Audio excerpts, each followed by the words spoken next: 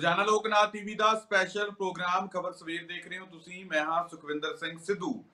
Programme ਦੇ ਵਿੱਚ ਲੈ ਕੇ ਹਾਜ਼ਰ ਹਾਂ ਪੰਜਾਬ ਦੀ ਸਿਆਸਤ ਦੇ ਨਾਲ ਜੁੜੀਆਂ ਕੁਝ ਵੱਡੀਆਂ ਤੇ ਅਹਿਮ ਖਬਰਾਂ। ਸਭ ਤੋਂ ਪਹਿਲਾਂ ਗੱਲਬਾਤ ਕਰਾਂਗੇ ਕਿ ਚਰਨਜੀਤ ਸਿੰਘ ਚੰਨੀ ਮੁੱਖ ਮੰਤਰੀ ਪੰਜਾਬ ਕਾਂਗਰਸ ਦੇ ਸੰਭਾਵੀ ਮੁੱਖ ਮੰਤਰੀ ਦੇ ਉਮੀਦਵਾਰ ਜਿਹੜੇ ਹੈ ਜਾਂ ਮੌਜੂਦਾ ਮੁੱਖ ਮੰਤਰੀ ਚਰਨਜੀਤ ਸਿੰਘ ਚੰਨੀ ਜਿਹੜੇ ਆ ਉਹ ਮੁਸ਼ਕਲਾਂ ਦੇ ਵਿੱਚ ਘਿਰਦੇ ਦਿਖਾਈ ਦੇ ਰਹੇ ਨੇ। ਹੁਣ ਉੱਚ ਪੱਧਰੀ ਜਾਂਚ ਉਹਨਾਂ ਦੇ ਖਿਲਾਫ ਹੋਏਗੀ, ਕਿਸ ਮਾਮਲੇ 'ਚ ਹੋਊਗੀ, ਇਹਦਾ ਅਸਰ ਕੀ ਪਏਗਾ ਪੰਜਾਬ ਦੇ ਵੋਟਰਾਂ ਤੇ, ਚਰਨਜੀਤ ਸਿੰਘ ਚੰਨੀ ਦੇ ਕੈਰੀਅਰ ਤੇ। ਕਿ ਚਰਨਜੀਤ ਸਿੰਘ ਚੰਨੀ ਜਿਹੜੇ ਕਿ ਦੁਬਾਰਾ ਤੋਂ ਮੁੱਖ ਮੰਤਰੀ ਦੇ ਉਮੀਦਵਾਰ ਕਾਂਗਰਸ ਵੱਲੋਂ ਹੋ ਸਕਦੇ ਨੇ, ਕਿ ਇਸ ਕਰਕੇ ਉਹਨਾਂ ਦਾ ਇਹ ਜਿਹੜਾ ਉਮੀਦਵਾਰੀ ਦਾ ਜਿਹੜਾ ਚੱਲ ਰਿਹਾ ਸਿਸਟਮ ਕਿ ਉਹ ਕਿਤੇ ਖਰਾਬ ਤਾਂ ਨਹੀਂ ਹੋ ਜਾਊਗਾ, ਕਿ ਚਰਨਜੀਤ ਸਿੰਘ ਚੰਨੀ ਦੁਬਾਰਾ ਮੁੱਖ ਮੰਤਰੀ ਬਣਨ ਤੋਂ ਵਾਂਝੇ ਤਾਂ ਨਹੀਂ ਇਸ ਕਾਰਨ ਕਰਕੇ ਰਹਿ ਜਾਣਗੇ।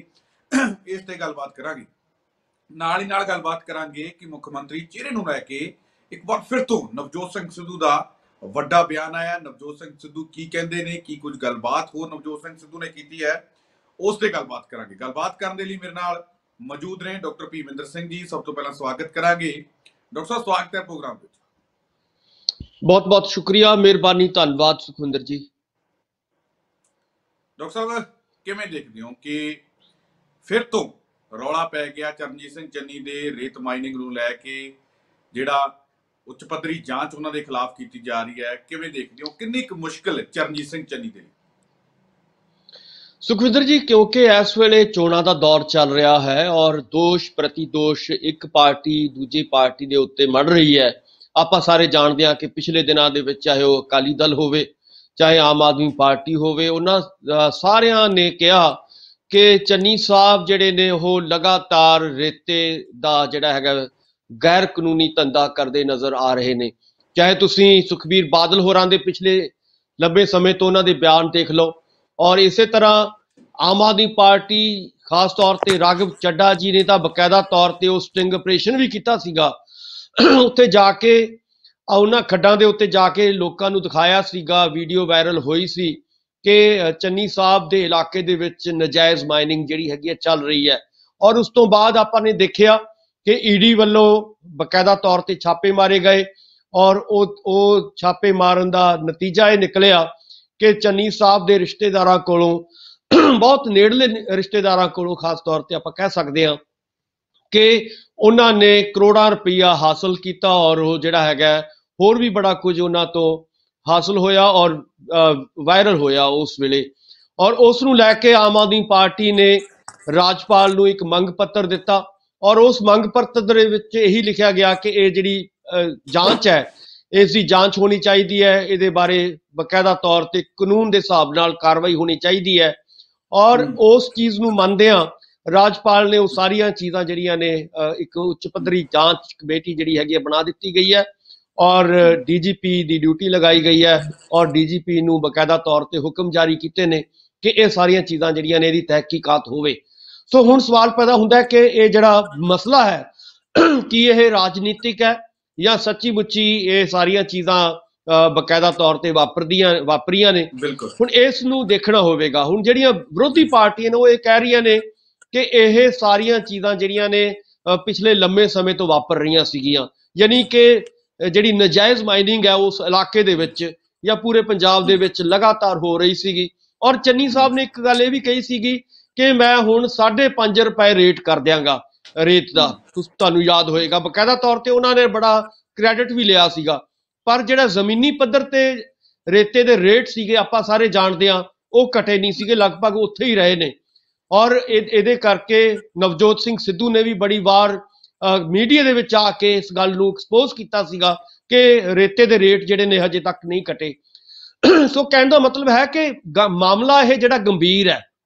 ਹੁਣ ਸਵਾਲ ਪੈਦਾ ਇਹੀ ਹੁੰਦਾ ਕਿ ਜਿਹੜੇ ਪਿਛਲੇ ਲੰਬੇ ਸਮੇਂ ਤੋਂ ਪਿਛਲਾ ਜਦੋਂ ਅਸੀਂ ਅਕਾਲੀ ਦਲ ਬੀਜੇਪੀ ਦਾ ਦੌਰ ਦੇਖਦੇ ਹਾਂ ਉਸ ਵੇਲੇ ਵੀ ਨਾਜਾਇਜ਼ ਮਾਈਨਿੰਗ ਜਿਹੜੀ ਹੈਗੀ ਹੁੰਦੀ ਰਹੀ ਹੈ ਔਰ ਮਾਫੀਏ ਦਾ ਕੰਟਰੋਲ ਰਿਹਾ ਮਾਈਨਿੰਗ ਦੇ ਉੱਤੇ। ਔਰ ਉਸ ਤੋਂ ਬਾਅਦ ਲਗਾਤਾਰ ਤੁਸੀਂ ਦੇਖੋਗੇ ਕਿ 5 ਸਾਲ ਜਿਹੜੇ ਸੀਗੇ ਉਹ ਜਦੋਂ ਕੈਪਟਨ ਸਾਹਿਬ ਦੀ ਸੱਤਾ ਸੀਗੀ ਔਰ ਕੈਪਟਨ ਸਾਹਿਬ ਨੂੰ ਇਹ ਸਵਾਲ ਵੀ ਪੁੱਛਿਆ ਗਿਆ ਸੀਗਾ ਕਿਸੇ ਵੇਲੇ ਕਿ ਤੁਸੀਂ ਮਾਈਨਿੰਗ ਬਾਰੇ, ਨਜਾਇਜ਼ ਮਾਈਨਿੰਗ ਬਾਰੇ ਕੀ ਸੋਚਦੇ ਹੋ। ਉਹਨਾਂ ਨੇ ਕਿਹਾ ਸੀਗਾ ਕਿ ਜਦੋਂ ਰੇਤਾ ਖਤਮ ਹੋ ਜਾਏਗਾ ਉਦੋਂ ਆਪਣੇ ਆਪ ਹੀ ਨਜਾਇਜ਼ ਮਾਈਨਿੰਗ ਖਤਮ ਹੋ ਜਾਏਗੀ। ਇਹ ਕੋਈ ਬਹੁਤਾ ਵਧੀਆ ਜਵਾਬ ਨਹੀਂ ਸੀਗਾ। ਯਾਨੀ ਕਿ ਕਹਿਣ ਦਾ ਮਤਲਬ ਹੈ ਕਿ ਪੰਜਾਬ ਦੇ ਜਿਹੜੇ ਰਿਸੋਰਸਿਸ ਨੇ, ਪੰਜਾਬ ਨੂੰ ਜਿੱਥੋਂ ਆਮਦਨ ਆਉਣੀ ਹੈ, ਜੇਕਰ ਉਹਨਾਂ ਦੀ ਇਦਾਂ ਨਜਾਇਜ਼ ਲੁੱਟ ਹੋਏਗੀ ਤਾਂ ਪੰਜਾਬ ਦਾ ਖਜ਼ਾਨਾ ਕਿਵੇਂ ਭਰੇਗਾ? ਇਸ ਵੇਲੇ ਬਹੁਤ ਵੱਡੇ ਸਵਾਲ ਜਿਹੜੇ ਨੇ ਉਹ ਜੀ ਜਿਹੜਾ ਜਾਖੜ ਦੇ ਵੱਲੋਂ ਵੱਡਾ ਬਿਆਨ ਆਇਆ। ਜਾਖੜ ਕਹਿ ਰਹੇ ਨੇ ਕਿ ਇੱਕ ਪਾਸੇ ਸੁਪਰੀਮ ਕੋਰਟ ਬਿਕਰਮ ਸਿੰਘ ਮਜੀਠੀਏ ਨੂੰ ਰਾਹਤ ਦੇ ਰਹੀ ਹੈ। ਇਲਜ਼ਾਮ ਵਿਰੋਧੀ ਪਾਰਟੀਆਂ ਨੇ ਸਰਕਾਰ ਤੇ ਟਾਈਮਿੰਗ ਤੇ ਸਵਾਲ ਚੁੱਕੇ ਸੀਗੇ ਕਿ ਭਾਈ ਜਿਹੜਾ ਇਹ ਟਾਈਮਿੰਗ ਹੈ ਬਿਕਰਮ ਸਿੰਘ ਮਜੀਠੀਏ ਦੇ ਉੱਪਰ FIR ਦਰਜ ਕਰਨ ਦੀ ਜਾਂ ਕਾਰਵਾਈ ਕਰਨ ਦੀ, ਉਹ ਚੋਣਾਂ ਨੂੰ ਲੈ ਕੇ ਜਿਹੜੇ ਵੱਡੇ ਸਵਾਲ ਚੁੱਕੇ ਸੀਗੇ ਕਿ ਚੋਣਾਂ ਦੇ ਵਿੱਚ ਨੁਕਸਾਨ ਪਹੁੰਚਾਉਣ ਦੀ ਕੋਸ਼ਿਸ਼ ਹੈ। ਉੱਥੇ ਜਿੱਥੇ ਸੁਪਰੀਮ ਕੋਰਟ ਰਾਹਤ ਦੇ ਰਿਹਾ ਜਿਹੜਾ ਬਿਕਰਮ ਸਿੰਘ ਮਜੀਠੀਆ ਨੂੰ, ਤਾਂ ਉੱਥੇ ਜਿਹੜਾ ਇਸ ਤਰੀਕੇ ਦੀ ਉੱਚ ਪੱਧਰੀ ਜਾਂਚ ਕਰਨੀ, ਕਹਿੰਦੇ ਕਾਨੂੰਨਾਂ ਦੇ ਨਿਯਮਾਂ ਨੂੰ ਜਾਂ ਆਪਾਂ ਕਹਿ ਲਈਏ ਕਿ ਜਾਣਬੁੱਝ ਕੇ ਉਹੀ ਪੋਲੀਟੀਕਲ ਵੈਂਡੈਟਾ ਉਹਨਾਂ ਨੇ ਕਿਹਾ ਕਿ ਕੀਤਾ ਜਾ ਰਿਹਾ। ਚਰਨਜੀਤ ਸਿੰਘ ਚੰਨੀ ਦੇ ਖਿਲਾਫ ਦਲਿਤ ਚਿਹਰੇ ਵਾਲੀ ਗੱਲਬਾਤ ਫਿਰ ਕੀਤੀ ਜਾ ਰਹੀ ਹੈ। ਕਿਵੇਂ ਦੇਖਦੇ ਹੋ ਕਿ ਵਾਕਈ ਕਾਰਵਾਈ ਦੀ ਇਸ ਵਕਤ ਲੋੜ ਹੈਗੀ ਸੀ ਜਾਂ ਫਿਰ ਵਾਕਈ ਜਿਵੇਂ ਸੁਨੀਲ ਜਾਖੜ ਇਹ ਗੱਲ ਕਹਿ ਰਹੇ ਨੇ ਕਿ ਇੱਕ ਪਾਸੇ ਬਿਕਰਮ ਮਜੀਠੀਆ ਨੂੰ ਸੁਪਰੀਮ ਕੋਰਟ ਰਾਹਤ ਦੇ ਰਿਹਾ ਟਾਈਮਿੰਗ ਨੂੰ ਲੈ ਕੇ, ਤੇ ਇੱਕ ਪਾਸੇ ਟਾਈਮਿੰਗ ਦੇ ਕਰਕੇ ਜਿਹੜੀ ਹੈਗੀ ਹੈ ਚੋਣਾਂ ਦੇ ਕਰਕੇ ਉਹਨਾਂ ਦੇ ਖਿਲਾਫ ਜਾਂਚ ਕੀਤੀ ਜਾ ਰਹੀ ਹੈ ਚੰਨੀ ਦੇ ਖਿਲਾਫ? ਕਿਵੇਂ ਦੇਖਦੇ ਹੋ ਇਸ ਚੀਜ਼ ਨੂੰ ਪੂਰੀ? ਜੀ ਦੇਖੋ, ਇਹਦੇ ਨਾਲ ਹੀ ਜਿੱਥੇ ਸੁਨੀਲ ਜਾਖੜ ਹੋਰਾਂ ਨੇ ਸਵਾਲ ਚੁੱਕੇ ਨੇ, ਇਹਦੇ ਨਾਲ ਹੀ ਛੱਤੀਸਗੜ੍ਹ ਦੇ ਮੁੱਖ ਮੰਤਰੀ ਦਾ ਵੀ ਬਹੁਤ ਸੋਹਣਾ ਬਿਆਨ ਆਇਆ। ਉਹਨਾਂ ਨੇ ਕਿਹਾ ਕਿ ਇਸ ਵੇਲੇ ਕੱਲੀ ਬੀਜੇਪੀ ਲੜਾਈ ਨਹੀਂ ਲੜ ਰਹੀ, ਚੋਣਾਂ ਦਾ ਦੰਗਲ ਨਹੀਂ ਲੜ ਰਹੀ, ਸਗੋਂ ਉਹਦੇ ਨਾਲ ਈਡੀ ਜਾਂ ਇੱਦਾਂ ਦੀਆਂ ਜਿਹੜੀਆਂ ਹੋਰ ਸੈਂਟਰ ਦੇ ਕੰਟਰੋਲ ਦੇ ਵਿੱਚ ਏਜੰਸੀਆਂ ਨੇ ਉਹ ਵੀ ਨਾਲ ਲੜਾਈ ਲੜ ਰਹੀਆਂ ਨੇ, ਉਹ ਵੀ ਨਾਲ ਚੋਣਾਂ ਲੜ ਰਹੀਆਂ ਨੇ। ਸੋ ਇੱਥੋਂ ਹੀ ਸਿੱਧ ਹੁੰਦਾ ਹੈ ਕਿ ਜਿਹੜੀਆਂ ਇਹ ਪਾਰਟੀਆਂ ਨੇ, ਸਿਆਸੀ ਪਾਰਟੀਆਂ ਜਿਹੜੀਆਂ ਵੱਡੀਆਂ ਇਸ ਵੇਲੇ ਧਿਰਾਂ ਨੇ ਔਰ ਸੱਤਾ 'ਚ ਆਉਣ ਦੀਆਂ ਚਾਹਵਾਨ ਨੇ, ਉਹ ਲਗਾਤਾਰ ਇੱਕ ਦੂਜੇ ਤੇ ਉੱਤੇ ਦੋਸ਼ ਪ੍ਰਤੀ ਦੋਸ਼ ਲਾਉਂਦੀਆਂ ਆ ਰਹੀਆਂ ਨੇ। ਕਿਉਂਕਿ ਪੰਜਾਬ ਦੇ ਵਿੱਚ ਕਾਂਗਰਸ ਸਰਕਾਰ ਦੀ ਸੱਤਾ ਹੈ, ਆਪਾਂ ਸਾਰੇ ਜਾਣਦੇ ਹਾਂ, ਔਰ ਕਾਂਗਰਸ ਸਰਕਾਰ ਦੇ ਉੱਤੇ ਅਕਾਲੀ ਦਲ ਇਹ ਦੋਸ਼ ਲਾ ਰਿਹਾ ਹੈ ਕਿ ਇਸ ਵੇਲੇ ਜਿਹੜਾ ਹੈਗਾ ਖਾਸ ਤੌਰ ਤੇ ਮਜੀਠੀਆ ਨੂੰ ਲੈ ਕੇ ਕਿ ਇਹ ਜਿਹੜਾ ਸਾਰੀ ਟਾਈਮਿੰਗ ਹੈ ਉਹ ਟਾਈਮਿੰਗ ਵੀ ਜਿਹੜੀ ਹੈਗੀ ਹੈ ਚੁਣੀ ਗਈ ਹੈ ਬਕਾਇਦਾ ਤੌਰ ਤੇ। ਆਪਾਂ ਸਾਰੇ ਜਾਣਦੇ ਹਾਂ ਕਿ ਇਹ ਜਿਹੜਾ ਕੇਸ ਸੀਗਾ ਮਜੀਠੀਆ ਸਾਹਿਬ ਵਾਲਾ, ਇਹ ਪਿਛਲੇ ਲੰਬੇ ਸਮੇਂ ਤੋਂ ਚੱਲ ਰਿਹਾ ਸੀਗਾ ਔਰ ਉਹ ਜਿਹੜੀਆਂ ਸਾਰੀਆਂ ਫਾਈਲਾਂ ਸੀਗੀਆਂ ਉਹਨਾਂ ਦੇ ਉੱਤੇ ਧੂੜ ਜੰਮਦੀ ਰਹੀ ਹੈ। ਖਾਸ ਤੌਰ ਤੇ 2018 ਤੋਂ ਬਾਅਦ ਲਗਾਤਾਰ ਉਹ ਫਾਈਲ ਜਿਹੜੀ ਸੀ ਬੰਦ ਪਈ ਸੀਗੀ, ਉਹ ਕਦੋਂ ਖੁੱਲਣੀ ਸੀਗੀ ਔਰ ਉਹਨੂੰ ਕਿਵੇਂ ਇੰਤਜ਼ਾਰ ਕਰਾਇਆ ਗਿਆ ਔਰ ਹੌਲੀ ਹੌਲੀ ਇਹ ਜਿਹੜੀ ਹੈਗੀ ਹੈ ਸਾਰਾ ਸਮਾਂ ਟਾਈਮਿੰਗ ਜਿਹੜੀ ਹੈਗੀ ਐਨ ਚੋਣਾਂ ਦੇ ਮੌਕੇ ਦੇ ਉੱਤੇ ਆ ਕੇ ਉਹ ਫਾਈਲ ਜਿਹੜੀ ਹੈਗੀ ਖੋਲੀ ਗਈ, ਉਹਦੇ ਉੱਤੇ ਕਾਰਵਾਈ ਹੋਈ। ਇਹ ਵੀ ਆਪਾਂ ਸਾਰੇ ਨੇ ਵੇਖਿਆ ਹੈ। ਇਸੇ ਤਰ੍ਹਾਂ ਹੁਣ ਦੂਜੀਆਂ ਪਾਰਟੀਆਂ ਜਿਹੜੀਆਂ ਨੇ ਉਹ ਇਹ ਦੋਸ਼ ਲਾ ਰਹੀਆਂ ਨੇ ਕਿ ਬੀਜੇਪੀ ਜਿਹੜੀ ਹੈਗੀ ਹੈ ਉਹ ਚੰਨੀ ਸਾਹਿਬ ਦਾ ਅਕਸ ਖਰਾਬ ਕਰਨ ਦੇ ਲਈ, ਜਾਂ ਕਹਿ ਸਕਦੇ ਹਾਂ ਕਿ ਕਾਂਗਰਸ ਦਾ ਅਕਸ ਖਰਾਬ ਕਰਨ ਦੇ ਲਈ ਇਹ ਸਾਰੀਆਂ ਜਿਹੜੀਆਂ ਨੇ ਦੋਸ਼ ਪ੍ਰਤੀ ਦੋਸ਼, ਜਾਂ ਕਹਿ ਸਕਦੇ ਹਾਂ ਕਿ ਜਿਹੜੀਆਂ ਇਨਕੁਆਇਰੀਜ਼ ਨੇ ਇਹ ਖੋਲੀਆਂ ਜਾ ਰਹੀਆਂ ਨੇ। ਸੋ ਕਹਿਣ ਦਾ ਮਤਲਬ ਹੈ ਕਿ ਜਿੰਨੀਆਂ ਵੀ ਇਸ ਵੇਲੇ ਪੋਲੀਟੀਕਲ ਪਾਰਟੀਆਂ ਵੱਡੀਆਂ ਸਾਨੂੰ ਨਜ਼ਰ ਆ ਰਹੀਆਂ ਨੇ, ਉਹ ਜਿਹਦੇ ਵਿੱਚ ਅਕਾਲੀ ਦਲ ਸ਼ਾਮਲ ਹੈ, ਜਿਹਦੇ ਵਿੱਚ ਬੀਜੇਪੀ ਸ਼ਾਮਲ ਹੈ, ਜਿਹਦੇ ਵਿੱਚ ਕਾਂਗਰਸ ਸ਼ਾਮਲ ਹੈ, ਕਿਉਂਕਿ ਜਿੱਥੇ ਜਿੱਥੇ ਉਹਨਾਂ ਦੀ ਸੱਤਾ ਹੈ ਜਾਂ ਸੱਤਾ ਰਹੀ ਹੈ, ਇਹ ਸਾਰੀਆਂ ਚੀਜ਼ਾਂ ਐਨ ਮੌਕੇ ਦੇ ਉੱਤੇ ਆ ਕੇ ਇਹ ਜਿਹੜੇ ਹੈਗੇ ਆ ਲੋਕਾਂ ਨੂੰ ਬੁੱਧੂ ਬਣਾਉਣ ਦੀ ਕੋਸ਼ਿਸ਼ ਹੈ। ਇਹ 2-4 ਦਿਨ ਦਾ ਜਿਹੜਾ ਹੈਗਾ ਇਹ ਕੋਸ਼ਿਸ਼ ਕੀਤੀ ਜਾਏਗੀ, ਰੌਲਾ ਰੱਪਾ ਪਾਇਆ ਜਾਊਗਾ। ਉਸ ਤੋਂ ਬਾਅਦ ਇਹ ਸਾਰੀਆਂ ਗੱਲਾਂ, ਇਹ ਸਾਰੇ ਕੇਸ ਜਿਹੜੇ ਨੇ ਲਗਭਗ 5 ਸਾਲ ਫੇਰ ਬੰਦ ਹੋ ਜਾਣੇ ਆ। ਫੇਰ ਅੱਗੇ ਜਾ ਕੇ ਅਗਲੀਆਂ ਜਦੋਂ ਚੋਣਾਂ ਹੋਣੀਆਂ ਨੇ ਫੇਰ ਇਹ ਦੁਬਾਰਾ ਕੇਸ ਖੁੱਲਣਗੇ। ਕਾਂਗਰਸ ਨੂੰ ਇਸ ਚੀਜ਼ ਦਾ ਨੁਕਸਾਨ ਕਿੰਨਾ ਹੋਊਗਾ?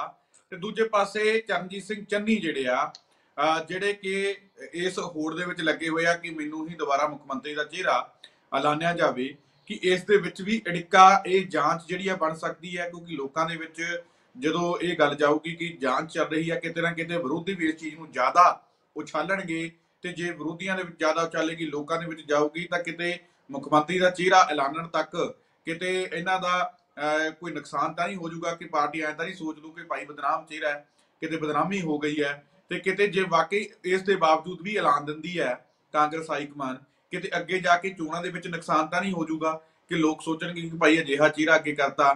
ਤੇ ਕਿਵੇਂ ਦੇਖਦੇ ਹੋ ਚਰਨਜੀਤ ਸਿੰਘ ਚੰਨੀ ਨੂੰ ਕਿੰਨਾ ਕੁ ਨੁਕਸਾਨ ਹੈ?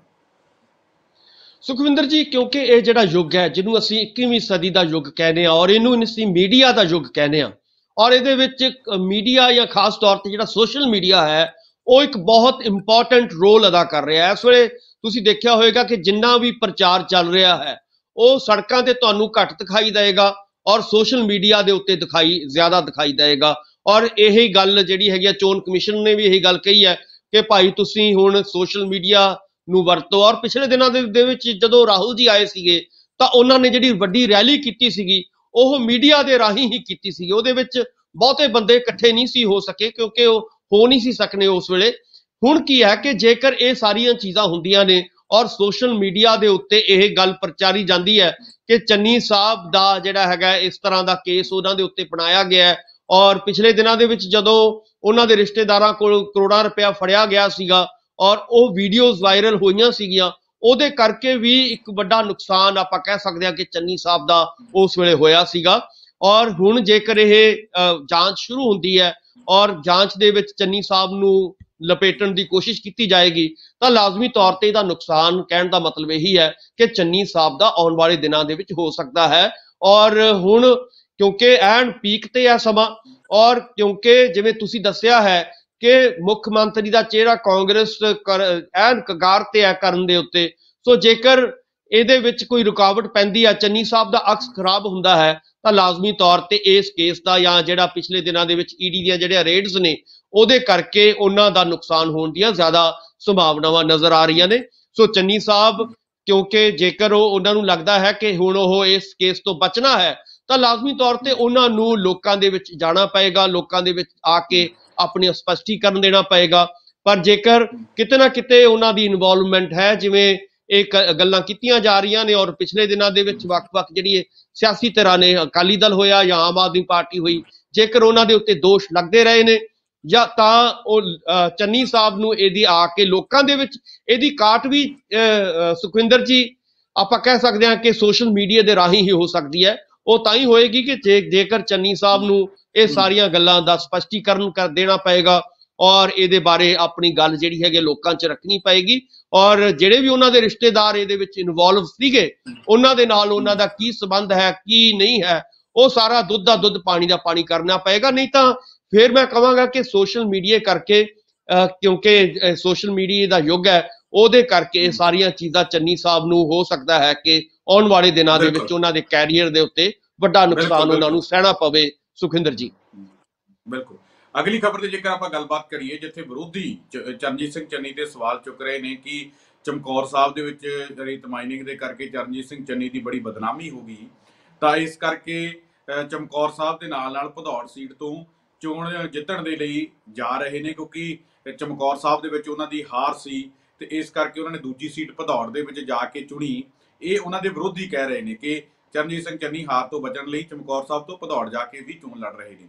ਤਾਂ ਉੱਥੇ ਹੀ ਉਹਨਾਂ ਦੀ ਪਾਰਟੀ ਦੇ ਲੋਕ ਇਹ ਕਿਆਸਰਾਈਆਂ ਲਾ ਰਹੇ ਨੇ ਕਿ ਦੋ ਜਗ੍ਹਾ ਤੋਂ ਸੀਟ ਲੜਾਉਣ ਦਾ, ਦੋ ਜਗ੍ਹਾ ਤੋਂ ਚੋਣ ਲੜਾਉਣ ਦਾ ਚਰਨਜੀਤ ਸਿੰਘ ਚੰਨੀ ਨੂੰ ਇਹੀ ਇਸ਼ਾਰਾ ਹੈ ਕਿ ਚਰਨਜੀਤ ਸਿੰਘ ਚੰਨੀ ਹੀ ਮੁੱਖ ਮੰਤਰੀ ਦੇ ਉਮੀਦਵਾਰ ਹੋਣਗੇ। ਤਾਂ ਉਧਰ ਜਦੋਂ ਨਵਜੋਤ ਸਿੰਘ ਸਿੱਧੂ ਤੋਂ ਇਹ ਗੱਲ ਪੁੱਛੀ ਗਈ ਤਾਂ ਉਹਨਾਂ ਨੇ ਦੋ ਸੀਟਾਂ ਤੇ ਚੋਣ ਲੜਨ ਨੂੰ ਲੈ ਕੇ ਤਾਂ ਚੁੱਪੀ ਧਾਰੀ ਰੱਖੀ ਹੈ ਤੇ ਨਾਲ ਇਹ ਵੀ ਗੱਲ ਕਹੀ ਹੈ ਕਿ ਭਾਈ ਇਹ ਚਿਹਰਾ ਜਿਹੜਾ ਤੈਅ ਕਰਨਾ ਉਹ ਹਾਈ ਕਮਾਨ ਨੇ ਤੈਅ ਕਰਨਾ। ਕਿਵੇਂ ਦੇਖਦੇ ਹੋ ਨਵਜੋਤ ਸਿੰਘ ਸਿੱਧੂ ਦੇ ਇਸ ਬਿਆਨ ਨੂੰ? ਕੀ ਲੱਗਦਾ ਕਿ ਚੁੱਪ ਦੇ ਵਿੱਚ ਕੋਈ ਗੱਲ ਹੈਗੀ ਹੈ? ਲੱਗਦਾ ਕਿ ਤੂਫਾਨ ਆਉਣ ਤੋਂ ਪਹਿਲਾਂ ਦੀ ਸ਼ਾਂਤੀ ਹੈ ਜਾਂ ਕੋਈ ਗੱਲ ਕੁਝ ਹੋਰ ਹੈ? ਦੇਖੋ, ਜਿੱਥੋਂ ਤੱਕ ਨਵਜੋਤ ਸਿੰਘ ਸਿੱਧੂ ਦੇ ਬਿਆਨ ਦੀ ਗੱਲ ਹੈ, ਔਰ ਨਵਜੋਤ ਸਿੰਘ ਸਿੱਧੂ ਮੈਂ ਫੇਰ ਕਹਾਂਗਾ ਕਿ ਕੱਲ ਉਹਨਾਂ ਨੇ ਬਕਾਇਦਾ ਤੌਰ ਤੇ ਪ੍ਰੈਸ ਕਾਨਫਰੰਸ ਕਰਕੇ ਔਰ ਖਾਸ ਤੌਰ ਤੇ ਜਿਵੇਂ ਮੈਂ ਪਹਿਲਾਂ ਇਸ਼ਾਰਾ ਕੀਤਾ ਹੈ ਕਿ ਛੱਤੀਸਗੜ੍ਹ ਦੇ ਜਿਹੜੇ ਮੁੱਖ ਮੰਤਰੀ ਦੇ ਨਾਲ ਉਹਨਾਂ ਨੇ ਪ੍ਰੈਸ ਕਾਨਫਰੰਸ ਕੀਤੀ ਔਰ ਆਪਣਾ ਇੱਕ ਜਿਹੜਾ ਮੈਨੀਫੈਸਟੋ ਦਾ ਇੱਕ ਵੱਡਾ ਹਿੱਸਾ ਹੈ ਕਿ ਰੁਜ਼ਗਾਰ ਕਿਵੇਂ ਦੇਣਾ ਹੈ। ਖਾਸ ਤੌਰ ਤੇ ਉਹਨਾਂ ਨੇ ਇਹ ਗੱਲ ਕਹੀ ਹੈ ਕੱਲ ਬਕਾਇਦਾ ਤੌਰ ਤੇ, ਉਹ ਜਿਹੜਾ ਪੰਜਾਬ ਮਾਡਲ ਉਹਨਾਂ ਨੇ ਪੇਸ਼ ਕੀਤਾ ਹੈ ਕਿ 5 ਲੱਖ ਨੌਜਵਾਨਾਂ ਨੂੰ ਪੰਜਾਬ ਦੇ ਵਿੱਚ ਨੌਕਰੀ ਅਸੀਂ ਹਰ ਸਾਲ ਦੇਵਾਂਗੇ। ਔਰ ਇਹ ਵੀ ਗੱਲ ਉਹਨਾਂ ਨੇ ਬਕਾਇਦਾ ਤੌਰ ਤੇ ਕਹੀ ਹੈ ਕਿ ਇਸ ਵਾਰੀ ਅਸੀਂ ਜਿਹੜਾ ਮਾਡਲ ਦੇ ਰਹੇ ਹਾਂ ਉਹਦੇ ਵਿੱਚ ਅਸੀਂ ਸਿਰਫ ਨੌਜਵਾਨਾਂ ਨੂੰ ਰੁਜ਼ਗਾਰ ਦੇਣ ਵਾਲੇ ਨਹੀਂ, ਸਗੋਂ ਰੁਜ਼ਗਾਰ ਉਹ ਕਿਵੇਂ ਮੁਹੱਈਆ ਦੂਜਿਆਂ ਨੂੰ ਵੀ ਕਰਵਾ ਸਕਦੀ ਹੈ ਉਹਦੇ ਲਈ ਵੀ ਇੱਕ ਮਾਡਲ ਜਿਹੜਾ ਹੈਗਾ ਅਸੀਂ ਤਿਆਰ ਕਰ ਰਹੇ ਹਾਂ। ਸੋ ਕਹਿਣ ਦਾ ਮਤਲਬ ਹੈ ਕਿ ਨਵਜੋਤ ਸਿੰਘ ਸਿੱਧੂ ਦਾ ਇਸ ਵੇਲੇ ਸਾਰਾ ਫੋਕਸ ਜਿਹੜਾ ਲੱਗਿਆ ਹੋਇਆ ਉਹ ਪੰਜਾਬ ਮਾਡਲ ਨੂੰ ਲੈ ਕੇ ਹੈ। ਔਰ ਦੂਜੀ ਗੱਲ ਜਿਹੜੀ ਤੁਸੀਂ ਪੁੱਛ ਰਹੇ ਹੋ ਕਿ ਉਹਨਾਂ ਨੇ ਮੁੱਖ ਮੰਤਰੀ ਦੇ ਚਿਹਰੇ ਨੂੰ ਲੈ ਕੇ ਜੋ ਜਵਾਬ ਦਿੱਤਾ ਹੈ ਉਹ ਬਿਲਕੁਲ ਸਹੀ ਜਵਾਬ ਹੈ। ਔਰ ਕਿਉਂਕਿ ਆਪਾਂ ਸਾਰੇ ਜਾਣਦੇ ਹਾਂ ਕਿ ਚਾਹੇ ਚੰਨੀ ਸਾਹਿਬ ਨੂੰ ਪੇਸ਼ ਕਰਨਾ ਹੋਵੇ ਐਜ਼ ਏ ਮੁੱਖ ਮੰਤਰੀ, ਚਾਹੇ ਨਵਜੋਤ ਸਿੰਘ ਸਿੱਧੂ ਨੂੰ ਐਜ਼ ਏ ਮੁੱਖ ਮੰਤਰੀ ਤੁਸੀਂ ਲੋਕਾਂ ਦੇ ਸਾਹਮਣੇ ਪੇਸ਼ ਕਰਨਾ ਹੋਵੇ, ਤਾਂ ਇਹਦਾ ਫੈਸਲਾ ਜਿਹੜਾ ਹੈਗਾ ਆਪਾਂ ਸਾਰੇ ਜਾਣਦੇ ਹਾਂ ਕਿ ਹਾਈ ਕਮਾਂਡ ਹੀ ਕਰੇਗੀ। ਖਾਸ ਤੌਰ ਤੇ ਰਾਹੁਲ ਜੀ, ਪ੍ਰਿੰਕਾ ਜੀ, ਸੋਨੀਆ ਜੀ ਨੇ ਮਿਲ ਕੇ ਜਿਹੜਾ ਹੈਗਾ ਫੈਸਲਾ ਕਰਨਾ ਹੈ। ਹੁਣ ਸਵਾਲ ਹੈ ਕਿ ਉਹ ਫੈਸਲਾ ਕਿਵੇਂ ਕਰਨਗੇ, ਕਿੰਨੀਆਂ ਲੀਹਾਂ ਦੇ ਉੱਤੇ ਚੱਲ ਕੇ ਉਹ ਫੈਸਲਾ ਕਰ ਸਕਦੇ ਆ। ਉਹਦੇ ਵਿੱਚ ਆਪਾਂ ਦੇਖ ਸਕਦੇ ਹਾਂ ਕਿ ਇੱਕ ਤਾਂ ਪੰਜਾਬ ਦੇ ਮਾਡਲ ਨੂੰ ਲੈ ਕੇ, ਕਿਉਂਕਿ ਪੰਜਾਬ ਦੇ ਮਾਡਲ ਦੀ ਗੱਲ ਜਿਹੜੀ ਬਾਰ-ਬਾਰ ਰਾਹੁਲ ਗਾਂਧੀ ਜੀ ਵੀ ਕਰ ਰਹੇ ਨੇ, ਜਾਂ ਰਾਹੁਲ ਜੀ ਦੇ ਜਿਹੜੇ ਬਿਆਨ ਆ ਰਹੇ ਨੇ ਬੀਜੇਪੀ ਨੂੰ ਲੈ ਕੇ, ਉੱਥੋਂ ਤੁਸੀਂ ਅੰਦਾਜ਼ਾ ਲਾ ਸਕਦੇ ਹੋ ਕਿ ਰਾਹੁਲ ਜੀ ਬਿਲਕੁਲ ਤਿਆਰੀ ਉਹਨਾਂ ਨੇ ਕਸੀ ਹੈ 24 ਦੀਆਂ ਇਲੈਕਸ਼ਨਾਂ ਜਿਹੜੀਆਂ ਲੋਕ ਸਭਾ ਦੀਆਂ ਹੋਣੀਆਂ ਨੇ, ਔਰ ਉਹਨਾਂ ਦੇ ਵਿੱਚ ਉਹ ਇੱਕ ਵੱਡੇ ਚਿਹਰੇ ਦੇ ਤੌਰ ਤੇ ਆਉਣ ਵਾਲੇ ਜਿਹੜੀਆਂ 24 ਦੀਆਂ ਲੋਕ ਸਭਾ ਚੋਣਾਂ ਨੇ ਉਹਨਾਂ ਦੇ ਵਿੱਚ ਉਭਰਨਾ ਚਾਹੁੰਦੇ ਨੇ। ਔਰ ਉਸ ਉਭਾਰ ਦੇ ਵਿੱਚ ਨਵਜੋਤ ਸਿੰਘ ਸਿੱਧੂ ਦਾ ਮਾਡਲ, ਪੰਜਾਬ ਮਾਡਲ, ਔਰ ਉਸ ਮਾਡਲ ਨੂੰ ਜੇਕਰ ਇਹ ਇੱਥੇ ਕਾਮਯਾਬ ਹੁੰਦਾ ਹੈ ਤਾਂ ਪੂਰੇ ਭਾਰਤ ਦੇ ਵਿੱਚ ਉਹਨਾਂ ਵੱਖ-ਵੱਖ ਸਟੇਟਾਂ ਦੇ ਵਿੱਚ ਉਹ ਕੋਸ਼ਿਸ਼ ਕਰਨਗੇ ਕਿ ਇਸ ਤਰ੍ਹਾਂ ਦਾ ਮਾਡਲ ਅਸੀਂ ਬਾਕੀ ਸਟੇਟਾਂ ਦੇ ਵਿੱਚ ਲੈ ਕੇ ਆਈਏ। ਸੋ ਕਹਿਣ ਦਾ ਮਤਲਬ ਹੈ ਕਿ ਇੱਕ ਮਾਡਲ ਨੂੰ ਜੋ ਪ੍ਰਵਾਨਗੀ ਮਿਲੀ ਹੈ ਰਾਹੁਲ ਜੀ ਵੱਲੋਂ, ਤਾਂ ਇੱਥੋਂ ਹੀ ਲੱਗਦਾ ਹੈ ਕਿ ਇਹ ਮਾਡਲ ਲਾਗੂ ਉਹੀ ਕਰ ਸਕਦਾ ਹੈ ਜਿਹਦੇ ਕੋਲੇ ਵਿਜ਼ਨ ਹੋਏਗਾ, ਔਰ ਵਿਜ਼ਨ ਕਿਹਦੇ ਕੋਲ ਹੈ? ਨਵਜੋਤ ਸਿੰਘ ਸਿੱਧੂ ਕੋਲ। ਇਸ ਕਰਕੇ ਅਸੀਂ ਇਹ ਅੰਦਾਜ਼ਾ ਲਾ ਸਕਦੇ ਹਾਂ ਕਿ ਆਉਣ ਵਾਲੇ ਦਿਨਾਂ ਦੇ ਵਿੱਚ ਹਾਈ ਕਮਾਂਡ ਜਿਹੜੀ ਹੈਗੀ ਹੈ ਨਵਜੋਤ ਸਿੰਘ ਸਿੱਧੂ ਦਾ ਚਿਹਰਾ ਜਿਹੜਾ ਹੈਗਾ ਅੱਗੇ ਲਿਆ ਸਕਦੀ ਹੈ। ਔਰ ਇੱਥੋਂ ਕਾਫੀ ਗੱਲਾਂ ਉਹਨਾਂ ਦੇ ਬਿਆਨ ਤੋਂ ਵੀ ਸਿੱਧ ਹੁੰਦੀਆਂ ਨੇ, ਔਰ ਜਿਹੜੀ ਗੱਲ ਉਹਨਾਂ ਨੇ ਕਹੀ ਹੈ ਨਵਜੋਤ ਸਿੰਘ ਸਿੱਧੂ ਨੇ ਕਿ ਹਾਈ ਕਮਾਂਡ ਹੀ ਫੈਸਲਾ ਕਰੇਗੀ, ਤਾਂ ਮਤਲਬ ਠੀਕ ਹੈ ਕਿ ਹਾਈ ਕਮਾਂਡ ਨੇ ਹੀ ਫੈਸਲਾ ਕਰਨਾ ਹੈ।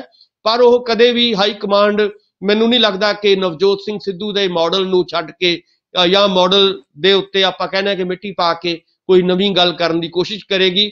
ਉਸ ਮਾਡਲ ਨੂੰ ਉਹਨਾਂ ਨੇ ਅਪਣਾ ਲਿਆ ਹੈ, ਉਹਨਾਂ ਦੀਆਂ ਗੱਲਾਂ ਤੋਂ ਲੱਗ ਰਿਹਾ ਹਾਈ ਕਮਾਂਡ ਦੀਆਂ ਤੋਂ, ਔਰ ਉਸ ਮਾਡਲ ਨੂੰ ਲਾਗੂ ਕਰਨ ਦੇ ਲਈ ਜਿਸ ਕਿਸਮ ਦੇ ਲੀਡਰ ਦੀ ਲੋੜ ਹੈ ਉਹ ਉਹਨਾਂ ਨੂੰ ਨਵਜੋਤ ਸਿੰਘ ਸਿੱਧੂ ਦੇ ਤੌਰ ਤੇ ਮਿਲ ਚੁੱਕਾ ਹੈ।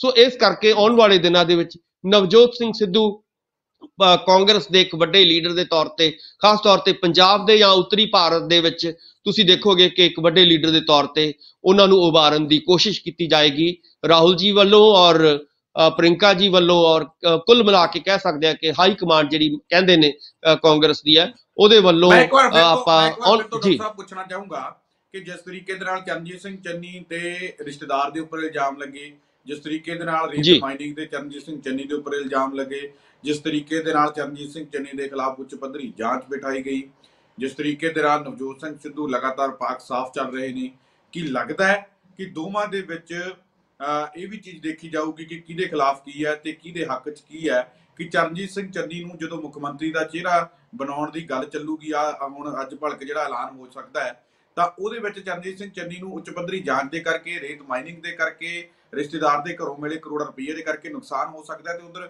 ਨਵਜੋਤ ਸਿੰਘ ਸਿੱਧੂ ਦਾ ਬੇਦਾਗ ਹੋਣਾ ਉਹਨਾਂ ਲਈ ਚਰਨਜੀਤ ਚੰਨੀ ਲਈ ਭਾਰੀ ਪੈ ਸਕਦਾ ਤੇ ਨਵਜੋਤ ਸਿੰਘ ਸਿੱਧੂ ਨੂੰ ਲਾਹੇਵੰਦ।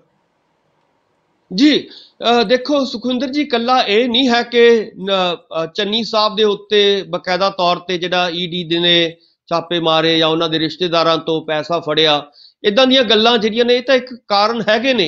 ਇਸ ਤੋਂ ਬਿਨਾਂ ਵੀ ਜਿਹੜੇ ਵੱਡੇ ਕਾਰਨ ਨੇ ਉਹਨਾਂ ਦੇ ਨਾ ਮੁੱਖ ਮੰਤਰੀ ਦੇ ਚਿਹਰੇ ਦੇ ਤੌਰ ਤੇ ਜਦੋਂ ਅਸੀਂ ਵੇਖਦੇ ਹਾਂ ਔਰ ਮੈਰਿਟ ਔਰ ਡੀਮੈਰਿਟ ਦੋਨਾਂ ਦੀਆਂ ਦੇਖਦੇ ਹਾਂ, ਤਾਂ ਤੁਸੀਂ ਦੇਖੋਗੇ ਕਿ ਜਿਹੜਾ 111 ਦਿਨਾਂ ਦਾ ਉਹ ਰਿਪੋਰਟ ਕਾਰਡ ਦੇ ਰਹੇ ਨੇ, ਉਹਨਾਂ 111 ਦਿਨਾਂ ਦੇ ਵਿੱਚ ਤੁਸੀਂ ਦੇਖੋਗੇ ਪੰਜਾਬ ਦੇ ਵਿੱਚ ਲਗਾਤਾਰ ਧਰਨੇ ਚੱਲਦੇ ਰਹੇ, ਔਰ ਲਗਾਤਾਰ ਚਾਹੇ ਉਹ ਅਧਿਆਪਕ ਹੋਣ ਚਾਹੇ ਮੁਲਾਜ਼ਮ ਹੋਣ, ਉਹਨਾਂ ਦਾ ਕੁੱਟ-ਕਟਾਪਾ ਜਿਹੜਾ ਸੀਗਾ ਉਸੇ ਤਰ੍ਹਾਂ ਹੀ ਚੱਲਦਾ ਰਿਹਾ ਜਿਵੇਂ ਪਹਿਲਾਂ ਕੈਪਟਨ ਸਾਹਿਬ ਦੇ ਰਜੀਮ ਦੇ ਵਿੱਚ ਚੱਲਦਾ ਸੀਗਾ, ਉਸ ਤੋਂ ਪਹਿਲਾਂ ਅਕਾਲੀ ਦਲ ਦੇ ਰਜੀਮ ਦੇ ਵਿੱਚ ਚੱਲਦਾ ਸੀਗਾ।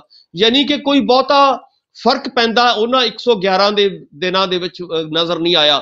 ਹਾਲਾਂਕਿ ਜਿਹੜੀ ਵੱਡਾ ਫਰਕ ਇਹ ਪਿਆ ਜ਼ਰੂਰ ਕਿ ਜਿਵੇਂ ਕੈਪਟਨ ਸਾਹਿਬ ਨਹੀਂ ਸੀ ਮਿਲਦੇ ਲੋਕਾਂ ਨੂੰ, ਪੰਜਾਬ 'ਚ ਨਹੀਂ ਸੀ ਵੜਦੇ, ਉਸ ਕਿਸਮ ਦੀ ਗੱਲ ਜ਼ਰੂਰ ਹੋਈ ਕਿ ਉਹ ਲੋਕਾਂ ਨੂੰ ਮਿਲਦੇ ਜ਼ਰੂਰ ਸੀਗੇ, ਔਰ ਲਗਾਤਾਰ ਉਹਨਾਂ ਨੇ ਲੋਕਾਂ ਦੇ ਵਿੱਚ ਵਿਚਰਿਆ ਵੀ, ਔਰ ਪੰਜਾਬ ਦੇ ਵਿੱਚ ਗੇੜੇ ਤੇ ਗੇੜੇ ਮਾਰੇ ਚੰਨੀ ਸਾਹਿਬ ਨੇ।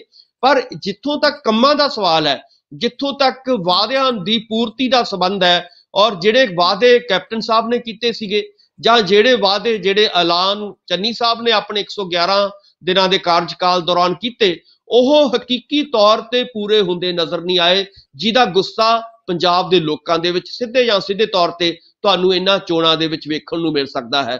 ਸੋ ਇਸ ਕਰਕੇ ਜਿੱਥੇ ਇਹ ਈਡੀ ਦੇ ਜਾਂ ਰੇਡਸ ਨੇ ਜਾਂ ਉਹਨਾਂ ਦੇ ਉੱਤੇ ਜਿਹੜਾ ਕੇਸ ਬਣਾਉਣ ਦੀ ਗੱਲ ਹੈ ਉਹਦਾ ਸੰਬੰਧ ਹੈ, ਔਰ ਇਸ ਤੋਂ ਬਿਨਾਂ ਵੀ ਜਿਹੜੇ 111 ਦਿਨ ਦਾ ਜਿਹੜਾ ਰਿਪੋਰਟ ਕਾਰਡ ਹੈ ਉਹ ਵੀ ਮੈਨੂੰ ਲੱਗਦਾ ਹੈ ਕਿ ਹਾਈ ਕਮਾਂਡ ਇਹਨਾਂ ਉੱਤੇ ਜ਼ਰੂਰ ਨਜ਼ਰਸਾਨੀ ਕਰੇਗੀ ਔਰ ਇਹਦੇ ਵਿੱਚੋਂ ਹੀ ਮੈਰਿਟ ਔਰ ਡੀਮੈਰਿਟ ਦੇਖੀ ਜਾਏਗੀ। ਔਰ ਇਹਦੇ ਵਿੱਚੋਂ ਜਦੋਂ ਸਾਰਾ ਅਸੀਂ ਵੇਖਦੇ ਹਾਂ ਤਾਂ ਲਾਜ਼ਮੀ ਤੌਰ ਤੇ ਇੱਕ ਪਾਸੇ 3-4 ਮਹੀਨਿਆਂ ਦਾ ਜਿਹੜਾ ਹੈਗਾ ਰਿਪੋਰਟ ਕਾਰਡ ਆਪਾਂ ਕਹਿ ਸਕਦੇ ਹਾਂ ਕਿ ਨਵਜੋਤ ਸਿੰਘ ਸਿੱਧੂ ਦਾ ਐਜ਼ ਏ ਪ੍ਰਧਾਨਗੀ ਦੇ ਤੌਰ ਤੇ ਹੈ, ਔਰ ਦੂਜੇ ਪਾਸੇ ਇੱਕ ਬੰਦੇ ਦਾ ਐਜ਼ ਏ ਮੁੱਖ ਮੰਤਰੀ ਦੇ ਤੌਰ ਤੇ ਹੈ। ਦੋਵਾਂ ਦਾ ਜਦੋਂ ਮੈਰਿਟ ਔਰ ਡੀਮੈਰਿਟ ਵੇਖੀਆਂ ਜਾਣਗੀਆਂ ਤਾਂ ਲਾਜ਼ਮੀ ਤੌਰ ਤੇ ਇਹਦੇ ਵਿੱਚ ਨਵਜੋਤ ਸਿੰਘ ਸਿੱਧੂ ਸਾਨੂੰ ਬਾਜ਼ੀ ਮਾਰਦੇ ਨਜ਼ਰ ਆ ਰਹੇ ਨੇ। ਉਹਨਾਂ ਦਾ ਜਿਵੇਂ ਤੁਸੀਂ ਵੀ ਦੇਖਿਆ ਹੈ ਕਿ ਪਾਕ ਜੋ ਹੈ ਚਿਹਰਾ ਔਰ ਬਿਲਕੁਲ ਸਾਫ਼ ਸੁਥਰਾ ਅਕਸ ਜਿਹੜਾ ਹੈਗਾ ਉਹ ਜਦੋਂ ਸਾਹਮਣੇ ਰੱਖਿਆ ਜਾਏਗਾ ਤਾਂ ਲਾਜ਼ਮੀ ਤੌਰ ਤੇ ਹਾਈ ਕਮਾਂਡ ਜ਼ਰੂਰ ਇਹ ਫੈਸਲਾ ਕਰੇਗੀ ਕਿ ਨਵਜੋਤ ਸਿੰਘ ਸਿੱਧੂ ਵਰਗੇ ਬੰਦੇ ਨੂੰ ਔਰ ਖਾਸ ਤੌਰ ਤੇ ਪੰਜਾਬ ਦਾ ਮਾਡਲ ਜਿਨ੍ਹਾਂ ਨੇ ਲਿਆਂਦਾ ਹੈ ਪਿਛਲੇ ਲੰਮੇ ਸਮੇਂ ਤੋਂ ਰਿਸਰਚ ਕਰਕੇ, ਉਸ ਮਾਡਲ ਨੂੰ ਪਹਿਲਾਂ ਪੰਜਾਬ ਦੇ ਵਿੱਚ ਲਾਗੂ ਕਰਨ ਦੀ ਕੋਸ਼ਿਸ਼ ਕੀਤੀ ਜਾਏਗੀ ਔਰ ਇਹ ਦੱਸਿਆ ਜਾਏਗਾ ਕਿ ਅਸੀਂ ਇਸੇ ਮਾਡਲ ਨੂੰ ਪੂਰੇ ਭਾਰਤ ਦੀਆਂ ਵੱਖ-ਵੱਖ ਸਟੇਟਾਂ ਦੇ ਵਿੱਚ ਅੱਗੇ ਲੈ ਕੇ ਆਵਾਂਗੇ, ਯਾਨੀ ਕਿ ਹਰ ਸਟੇਟ ਦਾ ਇੱਕ ਵੱਖਰਾ ਮਾਡਲ ਕਾਂਗਰਸ ਦੇਣ ਦੀ ਕੋਸ਼ਿਸ਼ ਕਰੇਗੀ। ਸੋ ਉਮੀਦ ਹੈ ਕਿ ਨਵਜੋਤ ਸਿੰਘ ਸਿੱਧੂ ਹੋਰਾਂ ਦੇ ਉੱਤੇ ਦਾ ਖੇਡਿਆ ਜਾਏਗਾ ਅਗਲੀਆਂ ਜਿਹੜੀਆਂ 22 ਦੀਆਂ ਚੋਣਾਂ ਹੋ ਰਹੀਆਂ ਨੇ। ਸੁਖਵਿੰਦਰ ਜੀ ਬਿਲਕੁਲ। ਤਾਂ ਡਾਕਟਰ ਸਾਹਿਬ ਤੁਸੀਂ ਸਾਡੇ ਨਾਲ ਇਸ ਪ੍ਰੋਗਰਾਮ ਦੇ ਵਿੱਚ ਜੁੜੇ, ਤੁਹਾਡਾ ਬਹੁਤ ਬਹੁਤ ਧੰਨਵਾਦ ਜੀ। ਬਹੁਤ ਬਹੁਤ ਸ਼ੁਕਰੀਆ, ਮਿਹਰਬਾਨੀ, ਧੰਨਵਾਦ। ਤਾਂ ਸਨ ਡਾਕਟਰ ਭੀਮਿੰਦਰ ਸਿੰਘ ਜੀ ਜਿਨ੍ਹਾਂ ਦੇ ਵੱਲੋਂ ਅਹਿਮ ਖਬਰਾਂ ਦੇ ਉੱਪਰ ਸਾਡੇ ਨਾਲ ਗੱਲਬਾਤ ਕੀਤੀ ਗਈ ਹੈ। ਉਮੀਦ ਕਰਦੇ ਹਾਂ ਕਿ ਡਾਕਟਰ ਸਾਹਿਬ ਦੇ ਨਾਲ ਕੀਤੀ ਗੱਲਬਾਤ ਤੁਹਾਨੂੰ ਜ਼ਰੂਰ ਪਸੰਦ ਆਈ ਹੋਊਗੀ। ਦੁਬਾਰਾ ਫਿਰ ਮਿਲਾਂਗੇ ਇਸ ਪ੍ਰੋਗਰਾਮ ਦੇ ਵਿੱਚ, ਤਦ ਤੱਕ ਲਈ ਦਿਓ ਇਜਾਜ਼ਤ। ਧੰਨਵਾਦ।